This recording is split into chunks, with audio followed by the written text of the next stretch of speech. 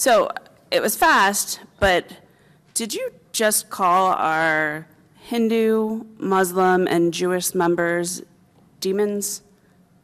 I heard you say if they did not have Jesus Christ in their heart. No, if you don't have the Holy Spirit inside you, there's a phrase you can't say, Jesus Christ is come in the flesh. And if you are open to those other gods based on that faith, you're allowing other gods, non-Yod-Heh-Vav-Heh gods, to possess your physical form. Follow up. So that would be described as being giving access to your physical form. You're the mystery, hidden from angels for generations, the hope of Christ, hope of God, Christ in you.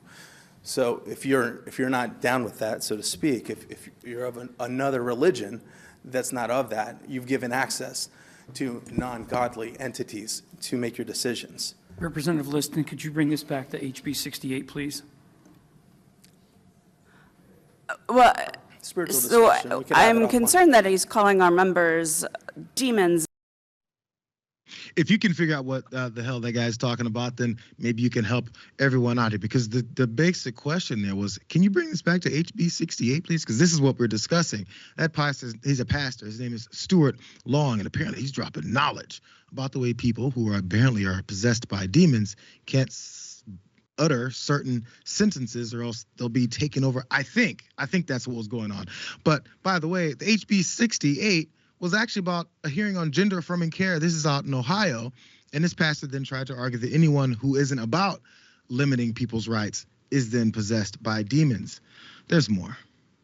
I'm concerned that he's calling our members demons and saying that that's why we support this, or we are against this bill. No, we're all hopefully human entities, but like what you allow to rule, you're a spirit, your soul, and a body, right?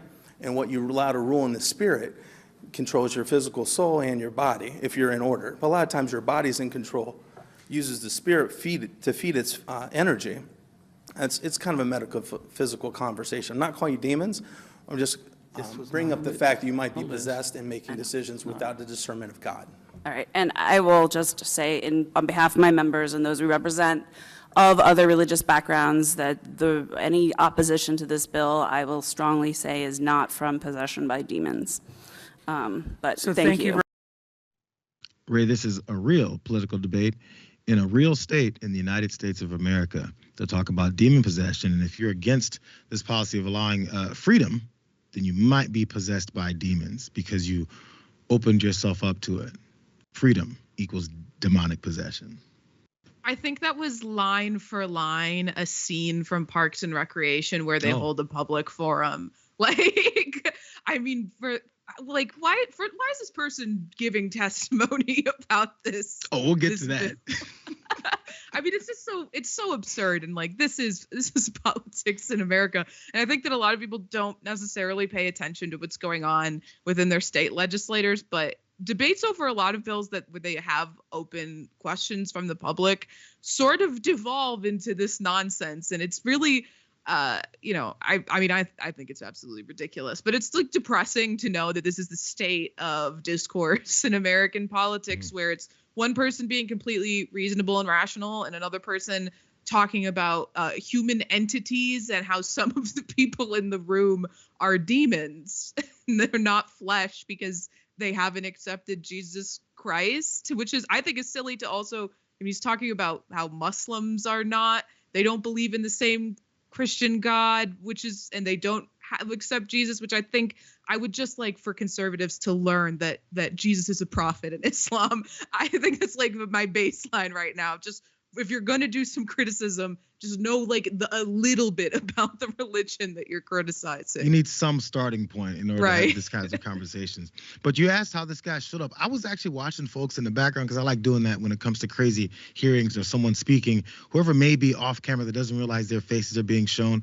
There's one particular gentleman who actually, I think he's the one who invited this one pastor to talk about these things. His name is Gary Click. He was hanging out back there. Let's look at what he was doing as he was speaking. And if you are open to those other gods based on that faith, you're allowing other gods, non-Yod-Heh-Vav-Heh gods, to possess your physical form.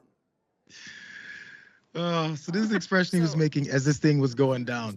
So the USA Today then eventually did catch up to see why he's making these eyebrow raises and head nods and shakes as this guy's going through his thought process. Representative Gary Click told the USA Today Network Ohio Bureau that he, quote, did not agree with him.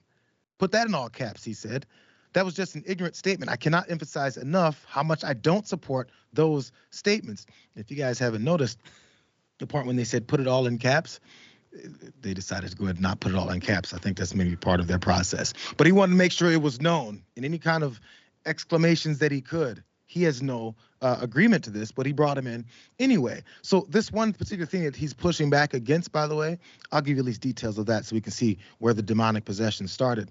This House Bill 68 is having its second hearing at the State House. It will restrict the kinds of medical treatments transgender minors could access in Ohio. Hormones, puberty blockers, and surgery would be all off limits until a person turned 18. And also minors currently on hormones would have 180 days from the bill's enactment to quit treatment or leave the state. Pause. Quit treatment or leave the state. So maybe you can get the hell out of the state, right? How about this last sentence there? And it would let Ohio's Attorney General potentially penalize doctors or therapists who refer patients out of state. So Ray, I mean, maybe I've gotten worse at math, but if you're in one state and then you're forced to leave because of these oppressive laws, and then after they said, no, you can't go to another state, that would leave you in the same one state, limiting your rights and also limiting your ability to move freely in the same United States of America. Maybe it's not math, but it definitely doesn't make any sense. That's the party that loves freedom and individual liberties, though. That's the party that's, and it's all about protecting the children. Just don't pay attention to the fact that limiting access to this care will result in more children committing suicide, dying by suicide. They don't care about that because it's not about protecting the children. And if anyone in this story is actually demons, it's the people who wrote this bill and are fighting to pass this bill. And I'm just like so tired of having to report. Feels like every time I'm on a show or every day I'm looking for stories for Rebel HQ about the next evil bill seeking to, limit access to gender affirming care for trans kids or adults in places too now. It's just, we're so far gone from what the science actually says. We're so far gone, even just from what being a decent human being means, and the dehumanization of trans people, and the idea that the community is a community that's grooming people into being trans, and instead of, these demons who virulently hate trans people and want to force their Christo-fascist ideology on everyone in the country. The video is funny. The guy, ranting about demons. If you see that guy doing that in public, take cover or run because he's about to do something messed up. But, behind it is something so just more insidious and depressing. And we need to keep covering these and fighting back against these bills. You touched on my last thought here was, I want you guys to remember every time I talk about drag queen type of legislation, to trans legislation, to general gay legislation, to marriage legislation, any of this stuff that they're fighting to limit folks' rights on, it's based solely off of their belief systems, their religious belief systems, which they feel are superior to others. He even pointed out right there, he's in a hearing talking about legislation, and he said, if you're Muslim, you're here, and if you're Christian, you're here. It's the way that they openly talk about it. But you can have that belief system yourself, but you cannot put that on everyone else. All of these laws are based strictly off of your religion. It starts and ends there, but they don't say it that much. It's also why they keep talking about this separation of church and state. It doesn't actually exist, because if you accept that, you then can't go with all of these oppressive legislative laws that you're trying to push through. And that's just the basis to this whole thing. And we've seen from people who dressed up back in the day as drag queens and done all this, that they actually don't care about it. It's about power. So now they're even using the Christian religion that they say they believe in for more power. Real Christians should be offended by it.